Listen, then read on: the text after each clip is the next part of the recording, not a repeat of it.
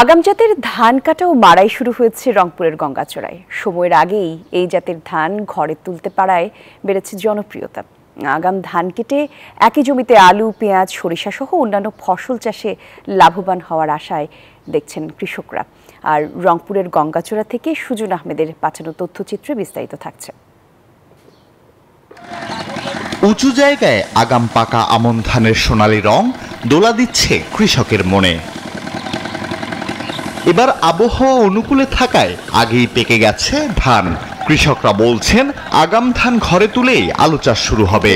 আমরা ভাই আগাম ধানটা কাটলাম, আমরা এই জমিটাতে আলু করব। ধানটা নিয়ে গেলে আমরা গোবরটা ছিটিয়ে দেবো, তারপর চাষবাস করব, তারপর আলু লাগাবো। আলু তোলার পর যদি হয় ভুট্টা লাগাবো। হ্যাঁ, খড় বিক্রি আছে, বাড়ি গরু আছে, সেটা বিক্রি দেবো না। উপজেলার ৯ ইউনিয়নে উঁচু জমিতে এবার বৃধান ৭৫, ৮৭, ৯০ এবং বিনা ধান ৭ ও ১৭ সহ বিভিন্ন হাইব্রিড জাতের আগাম ধান চাষ করেছেন। এখন কৃষকের একমাত্র প্রত্যাশা ধানের ন্যায্য দাম।